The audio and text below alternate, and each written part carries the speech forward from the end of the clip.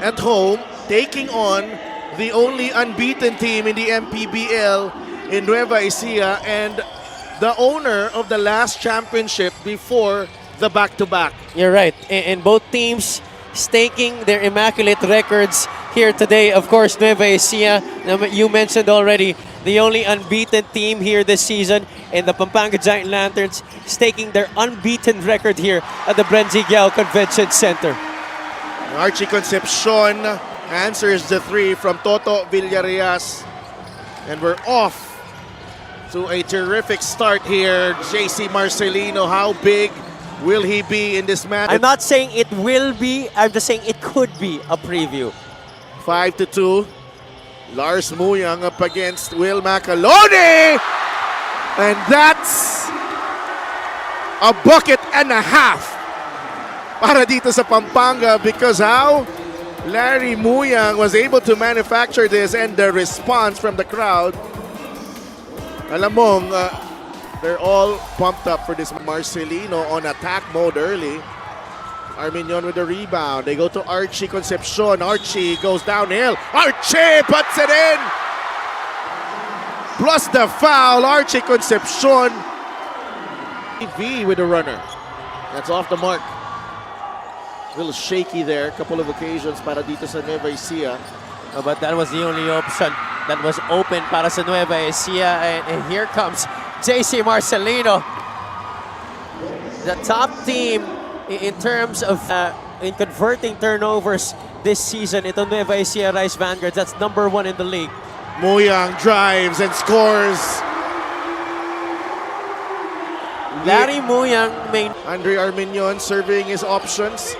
Swings it over to Alcoriza. Got the step and the finish.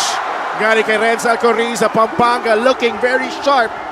Nabitawan ni Billy Robles. Arminion does not have the numbers. He waits for Larry Muyang. Lars pulls up. Yes, sir! Larry Muyang is off to a fine... More of a vocal leader to his teammates, because sabi nga kanina sa report ni Sid that his teammates look up to him. This is his team right now more than ever, and that's why Archie Concepcion, you can see him, he's trying to lead by example. Binigay kay Toto now with Robbie Celis against GP Faundo. Robbie drives, spins, gets bumped and puts it in. Robbie Celis, a wide array. Mac De Leon has hardly seen action this season. He's coming in because Lalata, I think, was hurt yesterday in practice, and Donald Gumaru providing some instant offense with that. Luto Binuya, Faundo with the pick. Did not shake off Costello. The steal by Manaytay and the finish for Christian Manaytay. That's his first basket of the game. Problem because even their big men are so mobile and they play the passing lanes as well. Matt De Leon and the tip-in galing kay Faundo off that De Leon miss. The timing those putbacks. Former MVP John Wilson pulls the trigger off the glass. Oh my. We're tied at 21. Delfino, crowd favorite from Lubao, Pampanga, is in the game. Lars Muyang again. It's nice. Is in the game for the first time for Nueva Ecija. MJ drives, drops it off. Hamito's push shot is good. Billy Ray Robles sits. Guys who have already won a championship. And Kenneth Mocon as well. Yeah. From Davao. Faundo puts it in as I fell. 5. Wilson. Robbie Celis takes the handoff. Macalone and Muyang fighting for position, but look at Robbie fly in. 5 points. Mismo. And that is the mark of a true leader. That is the mark of a great player. And JV no bounce. Rebound fought for. Nakuha ni Robbie Celis. Takbo ang Nueva Ecija. Aya is the trailer. And he scores on the layup. But Robbie Celis gets hurt. As nadaganan siya doon ni Archie Concepcion and Andre Arminion. Definitely. You're filled to the brim here inside the Brenzigiao Convention Center. Oh my goodness. Ganda ng galaw ni Archie Concepcion and a great play. He makes that gather towards the basket. because pag nakalapit na siya sa basket, there's no way stopping him. Ganun din para kay JV Marcelino. For Pampanga in the MPBL, they succeeded twice already. And make no mistake about it, Sidel, they're going for the three-peat this year. Archie Concepcion. A badly needed basket. 13 points. Game para sa parehong koponan. Quite uncharacteristic for two of the best offenses here in the league. But this low-scoring game highly favors Nueva Ecija because they are the top defensive team. Igilos off the dribble now. Igilos trying to return the favor here. Celes staying strong. Jamo, the jump hook is good. Simple back down And out. Muyang secures the rebound. The pitch ahead. JLC for two. touchdown. Larry Muyang. Naalala ko tuloy si Justin Baltasar eh. Gumaganon siya dito eh. Are you reminiscing, Mr. Tupas? Yes, a little bit and reminiscing. That's Will Macaloni. Offensive rebound. He's been all over the floor. They go, ang pasa. It ends up as a rebound. Hindi ko alam kung talagang sinadya niya yun. Sinadya niya. Backing down on Robbie Celis. Jamo uses the left hand. No good. Lars Muyang high off the glass. And in. Plus the foul. Nadulas bagya yung bola. Larry Muyang was at the right place at the right time, snatching it away from Will Macaloni and powering through the contact to finish the shot. JC Marcelino is there. Gotta be wary of the Marcelino twins.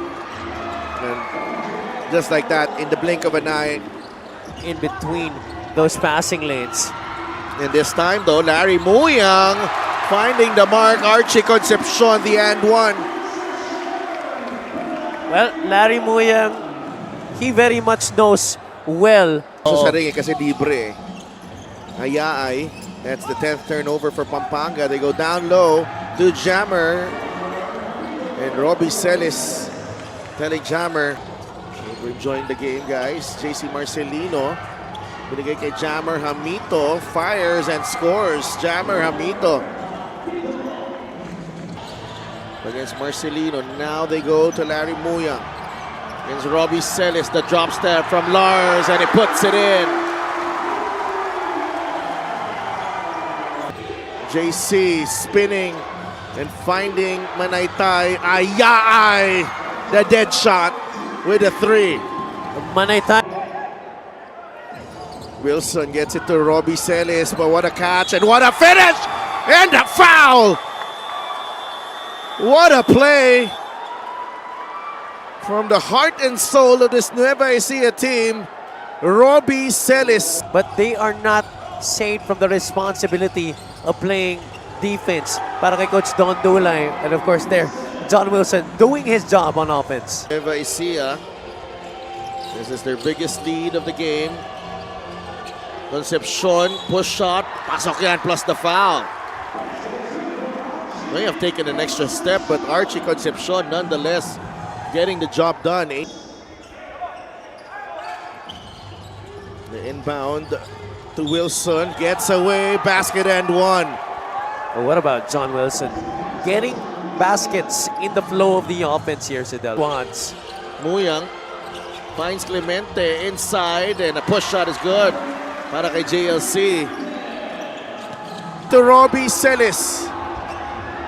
Up against Archie Concepcion, the cut from Billy. Manaytay makes sure this time that he puts it in. Might not be a dunk. This is a really important game, Abby. Robbie gets inside the paint. Yes. Smart play. Robbie Celis, 15 puntos na. Clemente gets away and puts it in. Nice pass, Raymond Benuya. Back to a 5-point game. Right off a made basket. Good box out there. Nakuha ni Clemente ang rebound. Here comes Benuya on the move. Raymond Benuya trying to spark this comeback of Pampanga. You defend an ATO and they get the steal here. JC Marcelino, nandun si Archie, the drop off. JV with the finish. He doesn't even have to look. Marcelino, wild layup. Clemente is ahead of the pack. JLC for two. 3-point game. 2 minutes remaining. The last few minutes, Adelph. Macaloni goes at Egilos. That's very forceful from Will Macaloni. Ang lakas nun. Archie drives middle. Layup is short. Rebound. Robbie Celis and a foul given up by Archie Concepcion. This is still such a long time. Oh, In Robbie goes 2 for 2. And it's a 7-point lead. Archie fires a three. No good. Muyang, Bumuelo, and Lars lays it in.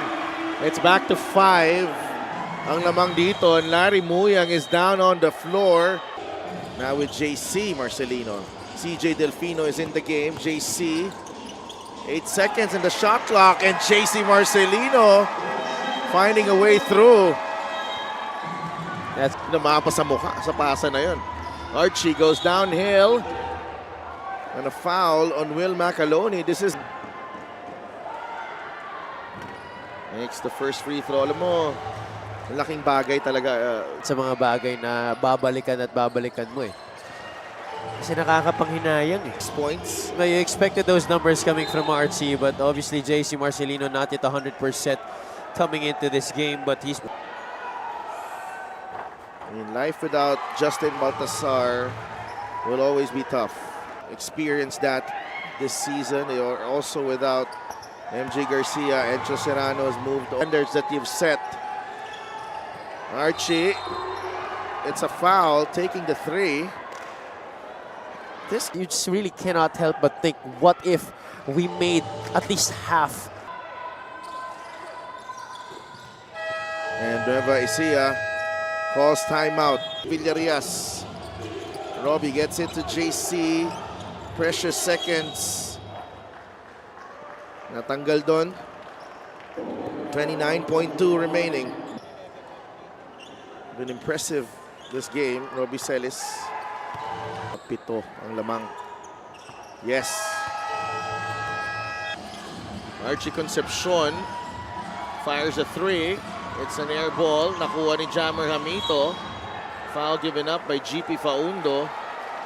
And he's getting no shame in this for Pampanga. Oh, yeah. Grabe yung nilaban nila. And kahit hanggang dulo nilaban nila to. Boss Clemente for three. That's a miss. Faundo inside. He scores. 15.9 left. Ayaay and Delfino will foul him. 14.7 seconds remaining. MJ 1 for 2. Home winning streak of the Pampanga Giant Lanterns. All good things come to an end.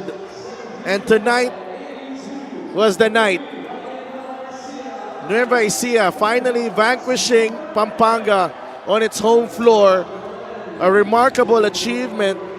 Nueva Ecija to an 82-74 victory. The Rice Vanguards conquered the Brenzy Giao Convention Center.